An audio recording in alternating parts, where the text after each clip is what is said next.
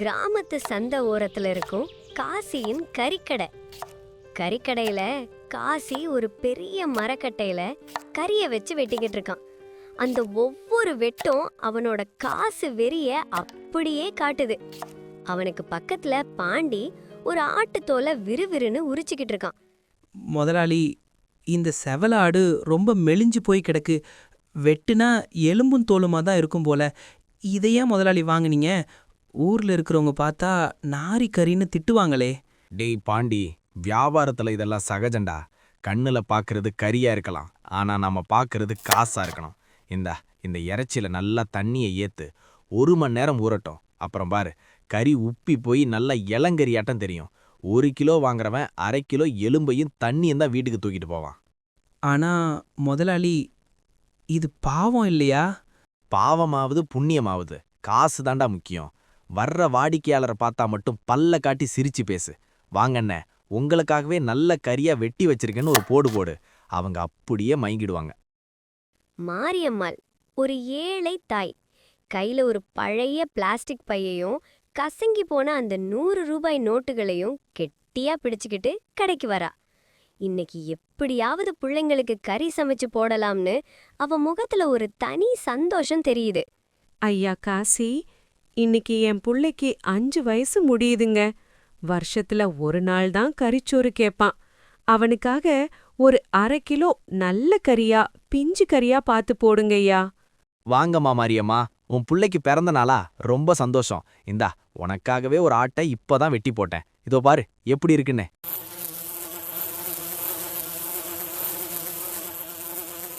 இந்தாம்மா, சரியா 1/2 கிலோ இருக்கு. கறி மல்லிகைப்பூ மாதிரி வெந்துடும் பாரு. காசை எடு. ரொம்ப நன்றிங்க ஐயா. புள்ள ஆசைப்பட்டான், நல்ல கறியா கொடுத்ததுக்கு அந்த மாரியாத்தா உங்களை நல்லா வைப்பா. மாரியம்மாள் அந்த பைய சந்தோஷமா தூக்கிக்கிட்டு நடக்கிறா. முதலாளி, அந்த பழைய கறியையா அந்த பொம்பளை கிட்ட கொடுத்தீங்க? பாவம் முதலாளி, சின்ன புள்ள சாப்பிட போகுது. டேய் பாண்டி, அவ கொடுத்த 100 ரூபாய்க்கு இந்த கறியே அதிகண்டா. இதுல அந்த புள்ள சாப்பிட்டா என்ன, சாப்பிடலன்னா என்ன? என் கல்லா பெட்டி நிறைஞ்சா அதுதான் எனக்கு பிறந்தநாள். வேலைய பாருடா. அப்படியே நாட்கள் போகுது. காசி இப்போ அந்த பழைய ஓலை குடிசையில இல்ல, ஊர் எல்லையில ஒரு பெரிய மாடி வீட்டை, அதாவது பங்களாவே கட்டிட்டான். கையில மின்னிக்கிட்டு இருக்கிற தங்க காப்பு, கழுத்துல தடிமனான செயின்னு அவனும் ஆளே அடையாளம் தெரியாத அளவுக்கு மாறி போய் நிக்கிறான். அப்போ ஊர் பெரியவர் சுப்பையா தாத்தா மெல்ல நடந்து அங்க வர்றாரு. அவரோட முகத்துல ஒரு பெரிய கவலையும் ஏதோ ஒரு பயமும் கலந்தே தெரியுது. என்ன காசி, சௌக்கியமா?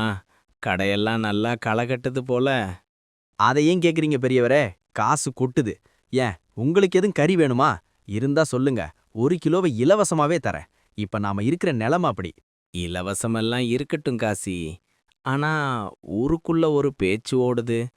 உன் கடையில கறி வாங்கினதுலேருந்து சின்ன பிள்ளைங்கள்லேருந்து பெரியவங்க வரைக்கும் பல பேருக்கு வயிறு சரியில்லைன்னு சொல்றாங்க. மாரியம்மா வீட்டு பையன் இன்னும் ஆஸ்பத்திரியில தான் இருக்கானா. கொஞ்சம் பார்த்து செய்யப்பா. தர்மத்துக்கு பயந்து வியாபாரம் பண்ண. பெரியவரே, உங்களுக்கு வயசாயிடுச்சு, அதான் எதை சாப்பிட்டாலும் செரிக்க மாட்டேங்குது. அதுக்காக என் கடையில இருக்கிற கறியை குறை சொல்றீங்களா? என் கடைக்கு வர கூட்டம் உங்களுக்கு கண்ணை உறுத்துதா? ஊர்ல இருக்கிற எவனுக்கோ வயிறு கலங்குனா அதுக்கு நான் என்ன பண்ண முடியும்? ஒழுங்கா சாப்பிட தெரியாதவன்லாம் கறி வாங்கிட்டு போனா இப்படிதான் ஆகும். என் மேல குறை சொல்றதை விட்டுட்டு உங்க வேலையை பாருங்க தாத்தா. காசு வந்ததும் அறிவு கெட்டு போயிடும்னு சொல்லுவாங்க. அது உன்கிட்ட இப்போ தெரியுது காசி. அந்த மேல இருக்கிறவன் கணக்கு எழுதும்போது இதெல்லாம் உனக்கு புரியும். பெரியவர் மனவேதனையோட அங்கிருந்து நடக்க, காசி அதையெல்லாம் ஒரு பொருட்டாகவே மதிக்காம நக்கலா ஒரு சிரிப்பு சிரிச்சிட்டு கல்லா பெட்டியில இருக்கிற பணத்தை எண்ண ஆரம்பிக்கிறான். அன்னைக்கு ராத்திரி காசி வீட்ல இருந்து ஒரு பயங்கரமான அலறல் சத்தம் கேக்குது. என்னங்க என்னங்க, இங்க வாங்க சீக்கிரம். என்னாச்சு என் மகனுக்கு? ஏன் இப்படி வயித்த பிடிச்சிக்கிட்டு துடிக்கிறான்? தெரியலங்க, ராத்திரி நீங்க கொண்டு வந்த கறிய சமைச்சு போட்டேன். சாப்பிட்டு கொஞ்ச நேரத்திலேயே புள்ளைக்கு உடம்பெல்லாம் தடிச்சு போச்சு. இப்போ மூச்சு விடவே சிரமப்படுறான்.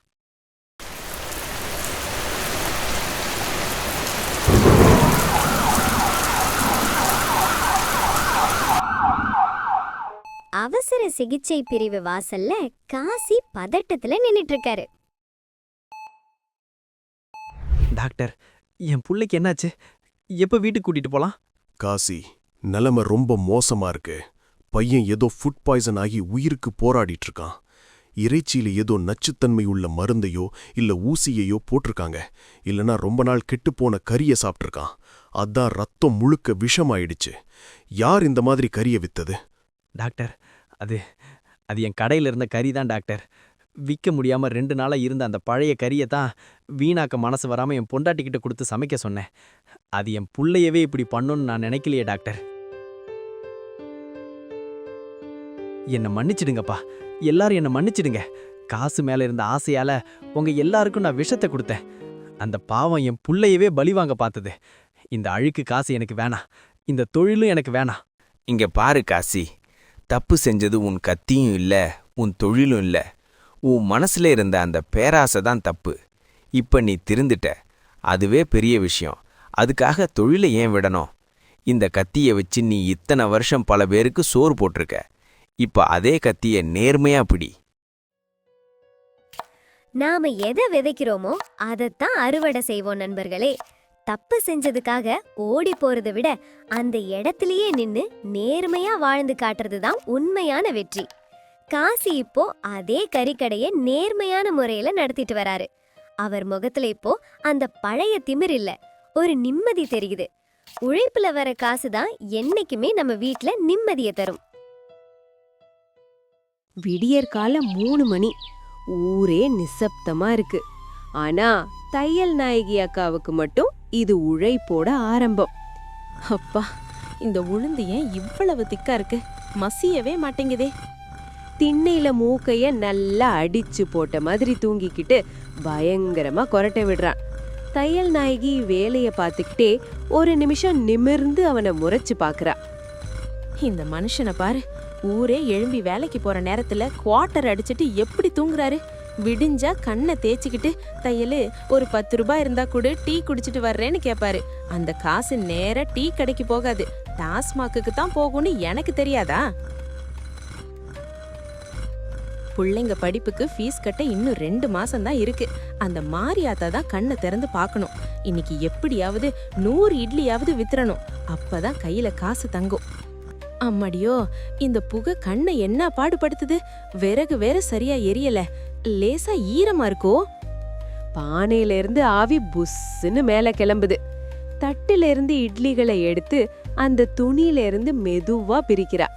சூடா இருக்கிற அந்த இட்லிங்க எல்லாம் அப்படியே மல்லிகை பூ மாதிரி பளபளன்னு தட்டுல விழுது. இட்லி நல்ல பஞ்சு மாதிரி வந்திருக்கு. சட்னியும் காரமா அரைச்சாச்சு. சரி, கிளம்ப வேண்டியதுதான்.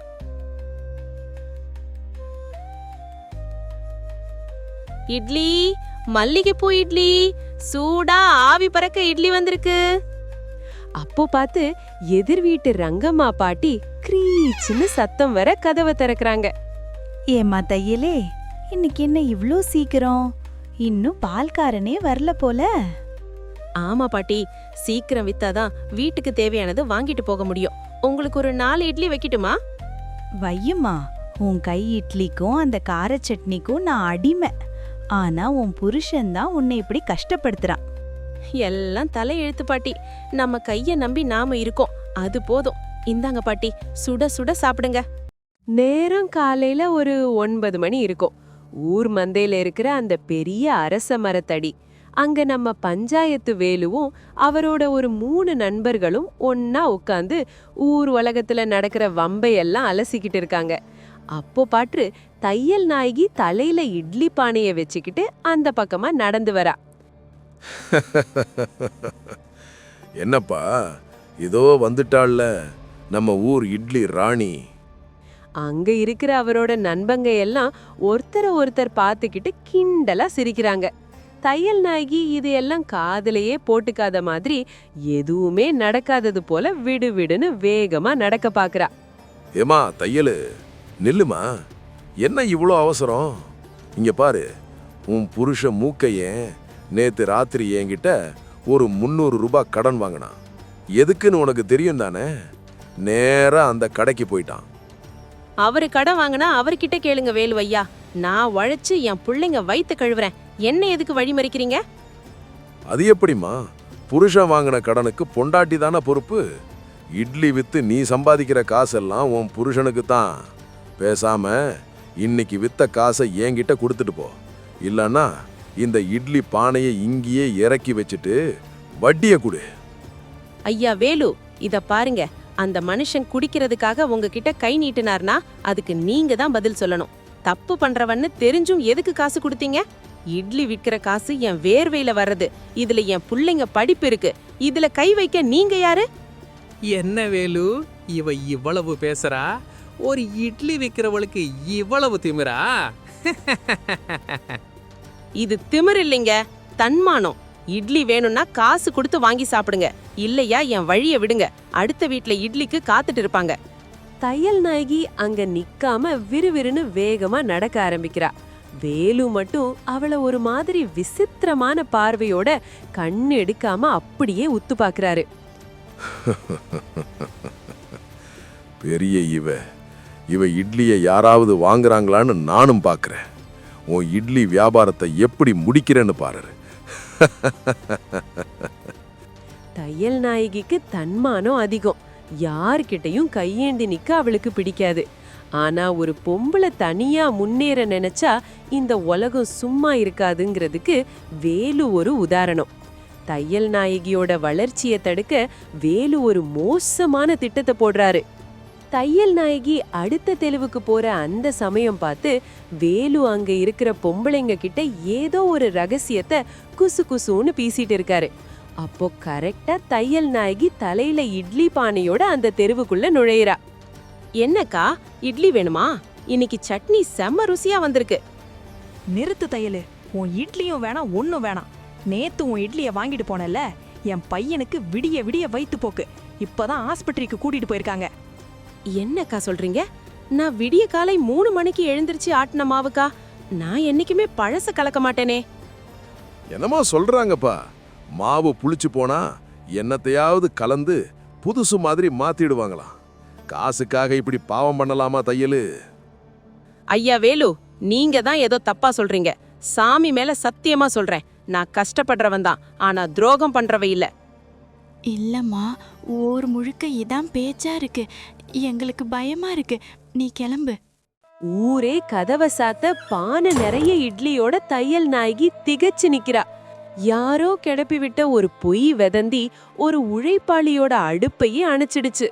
தையல் நாயகி அக்கா வீட்டுக்கு வந்து அழுதுகிட்டே அந்த இட்லிகளை பாக்குறாங்க.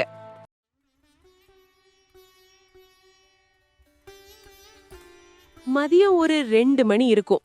ஊர் பெரியவர் வீட்டு வாசல்ல ஒரே அமளி துமளி, சம பதட்டம். அவரோட 10 வயசு பேரன் வெயில்ல சுத்திட்டு வந்து பசி தாங்காமையும் மயக்கத்திலையும் அப்படியே சுருண்டு விழுந்து கிடக்குறான். பாவம், அந்த நேரத்துல ஊர்ல இருக்கிற ஹோட்டல் எல்லாமே மூடி இருக்கு. ஐயோ, பையன் கண்ணை திறக்க மாட்டேங்கிறானே, ஏதாவது சாப்பிட கொடுங்கடா. ஐயா, இந்த நேரத்துல கடையெல்லாம் மூடி இருக்குமே, என்ன பண்றது? அப்போ பார்த்து தையல் நாயகி கையில அந்த இட்லி பானையோட பதறி போய் ஓடி வரா. ஆனா அங்க இருக்கிற ஜனங்க எல்லாம் அவளை நெருங்க விடாம வழி மறிச்சு தடுக்கறாங்க. விலகுங்கப்பா, பையன் உயிர் முக்கியம். என்கிட்ட சூடான இட்லி இருக்கு, நான் இப்பதான் மறுபடியும் அவிச்சேன். பெரியவர் சம்மதிக்க தையல் நாயகி அன்போட இட்லிய ஊட்டி விடுறா. அடுத்த சில நிமிஷத்துல பையன் கண்ணை திறக்கறான். அங்க இருந்த எல்லாரும் அப்பாடான்னு நிம்மதி பெருமூச்சு விடுறாங்க. நல்ல வேலை தையலு, சரியான நேரத்துல வந்து பையனை காப்பாத்திட்ட. ஆனா உன் இட்லி கெட்டு போனதுன்னு ஊரே பேசிச்சே. பெரியவரே, அந்த வேலு தான் காசு கொடுத்து 2-3 பேரை கூப்பிட்டு அப்படி பேச சொல்லியிருக்கான். தையல் நாயகி அக்கா இட்லி வித்து முன்னேறது அவருக்கு பிடிக்கலையாம். சி, என்ன மனுஷன் நீ! ஒரு பொம்பளையோட வயித்துல அடிச்சு உனக்கு என்ன லாபம்? தையலு, எங்களை மன்னிச்சிடுமா. பரவாயில்ல ஐயா, எனக்கு காசு முக்கியம் இல்ல. கஷ்டப்படுற நேரத்துல என் கையால செஞ்ச சாப்பாடு ஒரு உயிரை காப்பாத்துச்சு பாருங்க, அந்த திருப்தியே போதும்.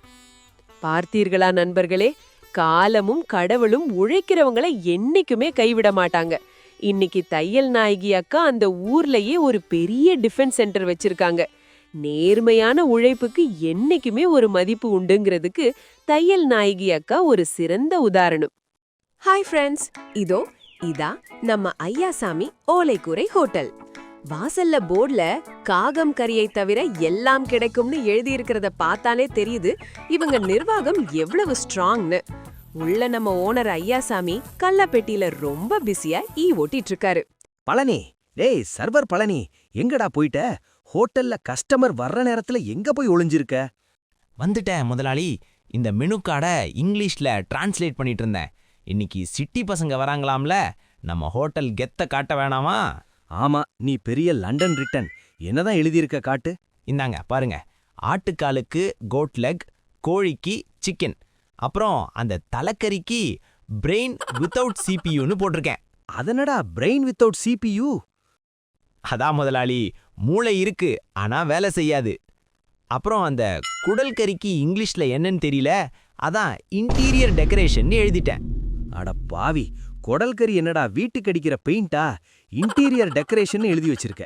சரி சரி, வர்றவங்க கிட்ட வாயை திறக்காம இருந்தாலே போதும், இல்லனா நம்ம ஹோட்டல் மானம் கப்பல் ஏறிடும். அப்போ பத்தி குச்சி வடிவேலு கக்கத்துல ஒரு துண்டை இடுக்கிக்கிட்டு உள்ள வராரு. மூஞ்சியே கோபத்துல பயங்கரமா இருக்கு. ஐயா சாமி, உன்னையெல்லாம் மனுஷன்னு நம்பி நேத்து பிரியாணி பார்சல் வாங்கிட்டு போனேன் பாரு, என்னைய சொல்லணும். ஏனே, பிரியாணி தேவாமிர்த மாதிரி இருந்துச்சுன்னு ஊரே சொல்லுதே, நீங்க என்ன புதுசா சொல்றீங்க? தேவாமிர்தமா? நேத்து அந்த பிரியாணில ஒரு எலும்பு கூட இல்லையேடா. வெறும் அரிசியை தின்னுட்டு நான் என்ன முட்டையா போட முடியும்? ஏன்ன, கறிக்கடைக்காரங்கிட்ட எலும்பு இல்லாத கறியா போடுன்னு கேட்டு வாங்கிட்டு வந்து சமைச்சேன். அதுல எலும்பு இல்லைன்னு என்கிட்ட வந்து சண்டைக்கு வரீங்களே. அரிசியில கல் இருந்தா கூட பரவாயில்லடா, பிரியாணில எலும்பு இருக்கணும்ல. அண்ணே, லாஜிக்கா யோசிங்க. நாங்க எலும்ப மட்டும் தனியா உருவி எடுத்து சூப்பு போட்டு 20 ரூபாய்க்கு வித்துட்டோம். ஒரே கறியில 2 லாபம். இதுதான் பிசினஸ் மேக்னெட். அண்ணே, அது எலும்பில்லாத பிரியாணி இல்ல, அது எலும்பு இப்போதைக்கு இல்லாத பிரியாணி. அடுத்த தடவை வரும்போது எலும்பை மட்டும் தனியா பார்சல் கட்டி தர்றேன், வச்சு கடிச்சுக்கோங்க. உங்க ஹோட்டல்ல சாப்பிட்றதுக்கு நான் வீட்லயே பழைய கஞ்சியை குடிச்சிட்டு படுத்திருப்பேன்டா. முதலாளி, அவர் போற போக்க பார்த்தா ஆன்லைன்ல ரிவ்யூ போட்டுடுவார் போலயே. அவனுக்கு ஆன்லைன்னா என்னன்னே தெரியாதுடா. நீ போய் சீக்கிரம் அந்த இன்டீரியர் டெக்கரேஷனை, அதாவது குடல் கறியை அடுப்புல வை. அப்போ வெளியில ஒரு சொகுசு கார் வந்து நிக்குது. அதுல இருந்து பந்தாவா ட்ரெஸ் பண்ணியிருக்கிற 3 ஸ்டூடெண்ட்ஸ். ஐயாசாமி கல்லாவை தொடச்சிட்டு நிமிந்து உட்கார்றாரு. எக்ஸ்கியூஸ் மீ, இங்கே ஆர்கானிக் ஃபுட் கிடைக்குமா? தம்பி, நம்ம ஹோட்டல்ல மிளகாய் கிள்ளின கறி இருக்கு, மிளகு போட்ட கறி இருக்கு. ஆனா நீங்க கேக்குற அந்த ஆர்கானிக் கோழி மட்டும் இப்போதைக்கு ஸ்டாக் இல்ல தம்பி. வேணும்னா ஆட்டுக்கறி இருக்கு, சாப்பிடுறீங்களா? இல்ல, நாங்க கேக்குறது நேச்சுரலா இருக்குமான்னு. அதாவது ஹைஜீன் எப்படி? தம்பி, எங்க ஹோட்டல் சுத்தத்துக்கு ஒரு உதாரணம் சொல்லவா? வாசல்ல ஒரு நாய் கூட நுழையாது. ஏன்னா உள்ள எங்க செல்லப்பா சமைக்கிற வாசனைக்கு அதுவே பயந்து கிலோமீட்டர் கணக்குல ஓடிரும். வாசனைக்கே ஓடிடுமா? அப்போ சாப்பிட்டா நாங்க என்ன ஆகுறது? அதெல்லாம் ஒன்னும் ஆகாது தம்பி. சர்வர் பழனி, தம்பிகளுக்கு நம்ம ஊர் ஸ்பெஷல் மல்லிகைப்பூ இட்லி எடுத்துட்டு வாடா. சர்வர் பழனி 3 பிளேட்ல இட்லிய தூக்கிக்கிட்டு வரான். அவன் இட்லிய டேபிள்ல வைக்கும்போது டொக் டொக்னு சத்தம் கேக்குது. ஹலோ, என்னது இது? இட்லி மல்லிகைப்பூ மாதிரி இருக்கும்னு சொன்னீங்க, ஆனா பூத்தொட்டி மாதிரி இருக்கு, கல்லு மாதிரி இருக்கே. தம்பி, இது சிட்டி பசங்களுக்காகவே நாங்க ஸ்பெஷலா தயார் செஞ்ச ஜிம் இட்லி தம்பி. இத மென்னு சாப்பிட்டாலே உங்க தாடை எலும்பு ஸ்ட்ராங் ஆயிடும். சாப்பிடும்போதே உங்களுக்கு ஃபேஷியல் எக்ஸசைஸ் ஆயிடும். காசு கொடுத்து ஜிம்முக்கு போக தேவையில்ல. தாடை ஸ்ட்ராங் ஆகிறது சரி, ஆனா வயிறு என்ன ஆகும்? அதுக்கு தான் தம்பி சைட் டிஷ்ஷா இன்டீரியர் டெக்கரேஷன், அதாவது குடல் கறி கொண்டு வரேன். இது அந்த இட்லியை அப்படியே உள்ள போய் பெயிண்ட் அடிச்சு மென்மையாக்கிடும். வாட்? இட்லிக்கு பெயிண்ட் அடிக்குமா? சரி, ஏதோ ஒரு தைரியத்துல சாப்பிடுவோம். ஆனா இதுல கேலோரிஸ் கம்மியா இருக்குமா? தம்பி, இதுல கலோரிஸ் இருக்கா இல்லையான்னு தெரியாது. ஆனா சாப்பிட்டு முடிச்சதும் கலரி சண்டை போடலாம், அவ்வளோ தெம்பு வரும். சர்வர் பழனி, தம்பிகளுக்கு அந்த ஸ்பெஷல் குழம்ப ஊத்துறா. சர்வர் பழனி குழம்ப ஊத்தும்போது அந்த விசித்திரமான வாசனைய முகர்ந்து பார்த்துட்டு அந்த ஸ்டூடெண்ட்ஸ் ஒருத்தர் பாத்துக்கிறாங்க. ஹோட்டல் கிச்சன் புகை மூட்டத்துக்கு நடுவுல செல்லப்பா தலையில துண்டை கட்டிக்கிட்டு உட்கார்ந்திருக்கான். அப்போ ஐயாசாமி உள்ள வராரு. ஐயாசாமி, பெரிய விபரீதம் ஆயிடுச்சு. குழம்புல உப்பு பொடின்னு நினைச்சு 1 கிலோ அச்சு வெல்லத்தையும் சர்க்கரையும் கொட்டிட்டேன். இப்ப குழம்பு கொதிக்கிற சத்தம் கூட லட்டு லட்டுன்னு கேக்குது. அடே செல்லப்பா, இது மட்டன் குழம்பா இல்ல மட்டன் பாயசமா? ஆடு கூட இத குடிச்சா மேனு கத்தாம ஹாப்பி பர்த்டே பாடம் போல இருக்கே. இப்ப என்ன பண்றது? கஸ்டமர் எல்லாம் காத்துக்கிட்டு இருக்காங்களே. யோசிக்காத. நம்ம ஊர் ஜனங்களுக்கு எப்பவுமே மதுரை அப்படின்னு சொன்னா ஒரு கெத்து. இதுக்கு மதுரை ஸ்டைல் மட்டன் பாயாசம்னு ஒரு பேர் வச்சு எல்லாருக்கும் பரிமாறு. புதுசா இருக்குன்னு சொல்லி ஏமாத்திடுவோம். வெளியில டைனிங் ஹால்ல ஊர் பஞ்சாயத்து தலைவர் பந்தாவா வந்து உட்கார்றாரு. சர்வர் பழனி அவருக்கு அந்த இனிப்பு குழம்ப ஊத்துறான். என்னப்பா ஐயாசாமி, மட்டன் குழம்புல இன்னைக்கு என்ன ஸ்பெஷல்? சாப்பிட்டா அப்படியே கல்யாண வீட்டு பாயாசம் மாதிரி நாவே இனிக்குது.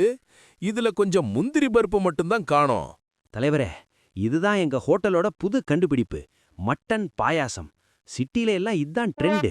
சாப்பிடும்போது நாக்குக்கு இனிப்பா இருக்கும், ஆனா தொண்டைக்கு போகும்போது தான் காரம் பிடிக்கும். இப்ப பாருங்க, அந்த மேஜிக் நடக்கும்.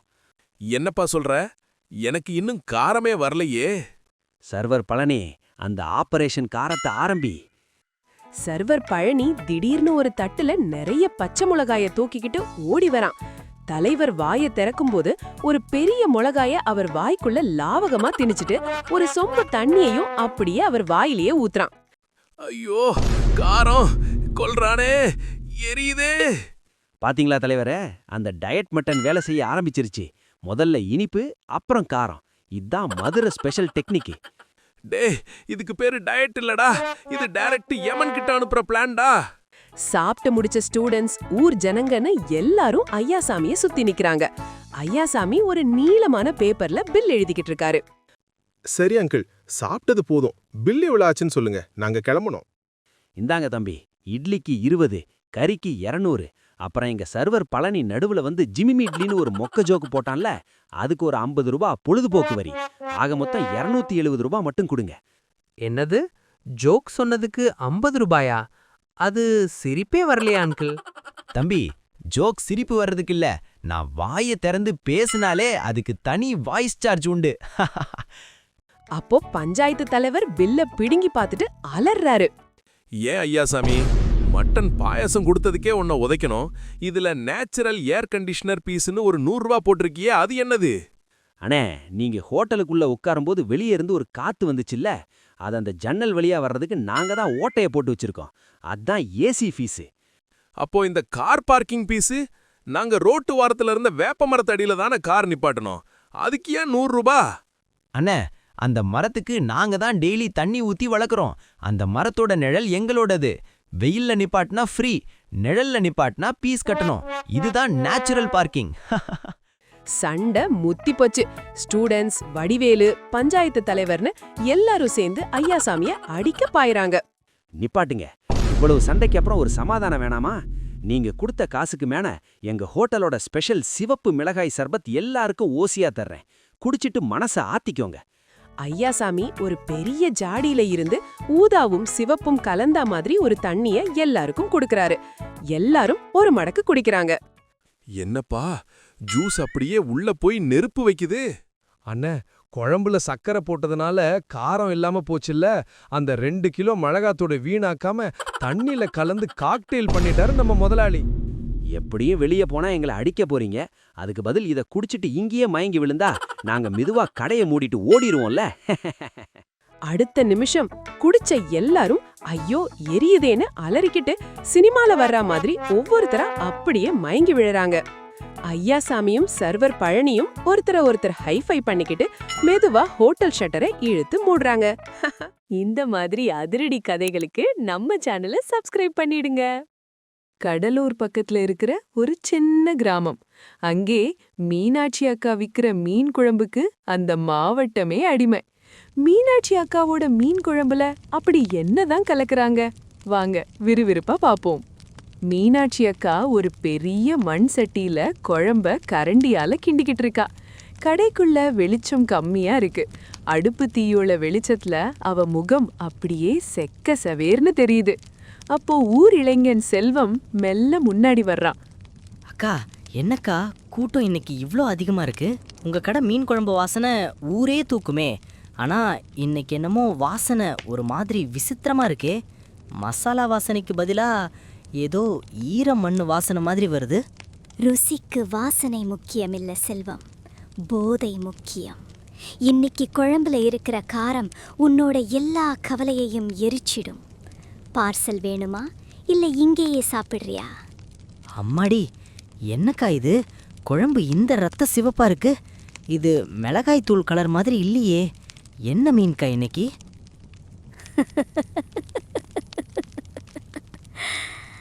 இது ஆழ்கடல்ல மட்டும் கிடைக்கிற இருட்டி மீன் செல்வம். இது பகல்ல கண்ணுக்கு தெரியாது, ராத்திரி மட்டும்தான் சிக்கும். இந்த அப்பிடி உன் பார்சல. செல்வம் காசை கொடுக்கறான். மீனாட்சி பார்சலை தரும்போது அவ கைப்படுது. அடுப்பு முன்னாடி நிக்கிற அவ கை ஐஸ் கட்டி மாதிரி சில்லுன்னு இருக்கிறத உணர்ந்து செல்வம் நடுங்கி போறான். அக்கா, என்னக்கா கை இவ்ளோ ஜில்லுன்னு இருக்கு? அடுப்பு முன்னாடி நிக்கிறீங்க, ஆனா உடம்பு ஏன் இப்படி நடுங்குது? தம்பி செல்வம், ஒன்று மட்டும் ஞாபகம் வச்சுக்கோ.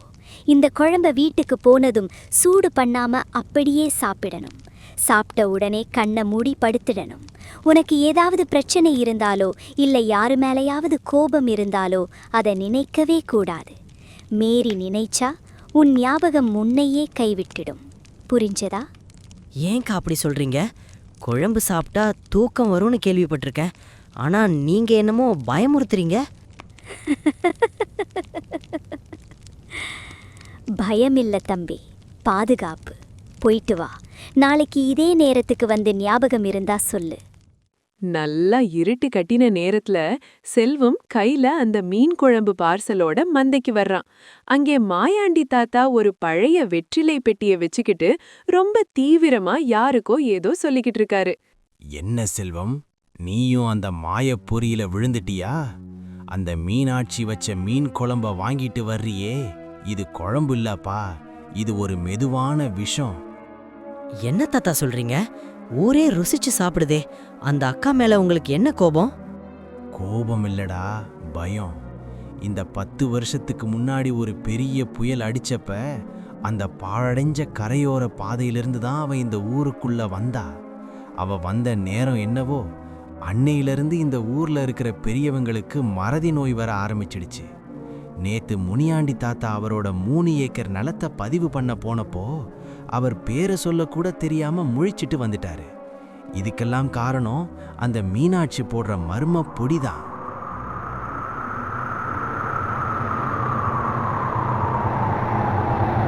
நேத்து ராத்திரி நம்ம ஊர் காவல்காரன் தர்மன் பார்த்திருக்கான். சுடுகாட்டுக்கு பின்னாடி இருக்கிற அந்த பாழை இடுக்குல மனுஷன் நடமாட்டமே இல்லாத இடத்துல மீனாட்சி ஒரு விசித்திரமான செடியை பறிச்சிருக்கா. அந்த செடியோட பூக்கள் ரத்தம் மாதிரி சிவப்பா இருக்குமா. அந்த பூவை அரைச்சுதான் அவ குழம்புல கலக்கிறா. அதை சாப்பிட்ட உடனே மனுஷனோட மூளை வேலை செய்யறத நிறுத்திடும். ஒரு மத்து மாதிரி ஆயிடும். நிலா வெளிச்சத்துல மீனாட்சி அக்கா முகம் பேய் மாதிரி வெளிரி போயிருக்கு. அந்த சிவப்பு பூவை மடியில வச்சுக்கிட்டு ஏதோ ஒரு மர்மமான பாட்டை பாடிக்கிட்டே அந்த பூவை தொடுறா.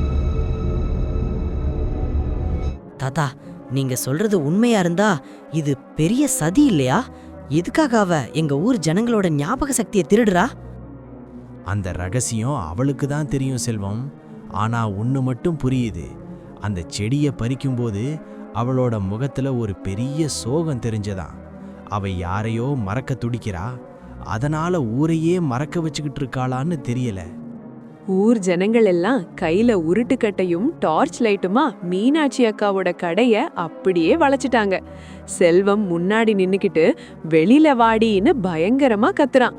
பாவம் மீனாட்சி அக்கா பயத்துல ஒரு மூலையில அப்படியே ஒடுங்கி போய் உட்கார்ந்திருக்கா. அக்கா, இவ்வளோ நாளா எங்களுக்கு ருசியை கொடுத்து எங்க ஞாபக சக்தியை திருடிட்டியே, எதுக்காக இந்த சதி? சொல்லக்கா, அந்த சுடுகாட்டு பூவை எதுக்கு குழம்புல கலக்கிற? மீனாட்சி, உண்மையை சொல்லிடு, இல்லன்னா இந்த கடையோட சேர்த்து உன்னையும் எரிச்சிடுவோம். நடுங்கிற கையோட அந்த போட்டோவை ஊர் ஜனங்க கிட்ட காட்டுறா. அதுல ஒரு மீனவனும் ஒரு சின்ன பொண்ணும் சிரிச்சுக்கிட்டு இருக்காங்க. மீனாட்சி அக்காவுக்கு துக்கத்துல குரலே வரல. அப்படியே விக்கி விக்கி அழறா. என்னை மன்னிச்சிடுங்க, நான் யாரையும் ஏமாத்தணும்னு இதை செய்யலை. 10 வருஷத்துக்கு முன்னாடி ஒரு புயல் ராத்திரி என் புருஷனும் என் சின்ன குழந்தையும் கடலுக்கு போனாங்க. ஆனால் அலை அவங்கள மட்டும் என்கிட்ட திருப்பி தரலை. அந்த வலியையும் சோகத்தையும் என்னால் தாங்கவே முடியலை. ஒவ்வொரு நிமிஷமும் சாகணும்னு நினச்சேன். அதுக்கு எதுக்கு எங்க மூளையை மழுங்க வைக்கிற? தற்கொலை செய்ய போனப்ப ஒரு குகை சாமியார் தான் இந்த குகை மூலிகையை கொடுத்தாரு. இதை சாப்பிட்டா உன் கவலையெல்லாம் மறந்துடும், உன் மனசு அமைதியாகும்னு சொன்னாரு. நான் அதை சாப்பிட்டேன். அன்னையிலிருந்து என் கவலையெல்லாம் மறந்து ஒரு மாதிரி கனவு உலகத்திலேயே இருந்தேன். அப்புறம் இந்த ஊர்ல எல்லாரும் கஷ்டப்படுறதையும் பணத்துக்காகவும் சொத்துக்காகவும் அழுதுட்டு இருக்கிறதையும் பார்த்தேன். அவங்க கவலையை மறக்க வச்சா அவங்க சந்தோஷமா இருப்பாங்கன்னு தான் குழம்புல இதை கலந்தேன். நீங்க நிம்மதியா தூங்கணும்னு தான் நினைச்சேன். மத்தவங்க வழிய போக்க நினைச்ச உன் மனசு தங்கம்தான் மீனாட்சி. ஆனா கஷ்டம் வந்தாதான் மனுஷன் கடவுளை தேடுவான். கவலையே இல்லைன்னா அவன் வெறும் பெணமாயிடுவான். நீ செஞ்சது தர்மம் இல்ல, அது ஒரு அழகான பாவம். விடியற் காலையில ஊர் ஜனங்க முன்னாடி தான் ரகசியமா சேர்த்து வச்சிருந்த அந்த ரத்த சிவப்பு மூலிகை கட்டுகளை மீனாட்சி அக்கா எடுத்துட்டு வர்றா. எரியிற அடுப்பு தீல அந்த மூலிகைகளை ஒவ்வொன்னா போடுறா. அந்த செடிகள் எரிய எரிய ஒரு விசித்திரமான நீல நிற புகை அப்படியே கிளம்புது. கவலைகளை மறக்கடிக்கிறத விட அதோட வாழறது தான் உண்மையான நிம்மதின்னு இன்னைக்கு புரிஞ்சுக்கிட்டேன். இனிமே இந்த ஊர்ல யாரும் எதையும் மறக்க மாட்டாங்க. என் பிள்ளையையும் புருஷனையும் நான் இனிமே நிழல்ல தேட மாட்டேன். அவங்க நினைவுகளோடையே வாழ்வேன். கொஞ்ச நாளைக்கு அப்புறம் மீனாட்சி அக்கா பழையபடி கடை வாசல்ல நிக்கிறா. இப்போ கடை முன்ன விட நல்ல வெளிச்சமா இருக்கு. அவ கையில சாதாரண மல்லித்தூள் மிளகாய்த்தூள் டப்பாங்க தான் இருக்கு. ஆனா அந்த குழம்பு வாசனை இப்போ இயல்பா ஊரையே தூக்குது. அக்கா, இப்போதான் இது நிஜமான மீன் குழம்பு மாதிரி இருக்கு. பழைய ஞாபகம் எல்லாம் வருது. ஆனா ருசி மட்டும் குறையவே இல்லையே. இனிமே இந்த மீன் குழம்புல கவலை மறக்காது செல்வம். ஆனா ருசி மட்டும் மாறாது. கவலையும் கண்ணீரும் தான் நம்ம சமையலுக்கு உண்மையான ருசியை தருதுன்னு இப்போதான் உணர்றேன். பார்த்தீர்களா நண்பர்களே, நம்ம படுற கஷ்டங்களும் சோகங்களும் தான் நம்ம செதுக்குது. அத ஒரு மீன் குழம்புலையோ இல்ல ஒரு மாய மருந்தாலையோ மறக்க வைக்க முடியாது. கவலைகளை எதிர்கொள்றது தான் வாழ்க்கை. மீனாட்சி அக்கா இப்ப அவங்க கடந்த காலத்தை ஏத்துக்கிட்டு நிம்மதியா இருக்காங்க. இந்த மாதிரி அதிரடி கதைகளுக்கு நம்ம சேனலை சப்ஸ்கிரைப் பண்ணிடுங்க.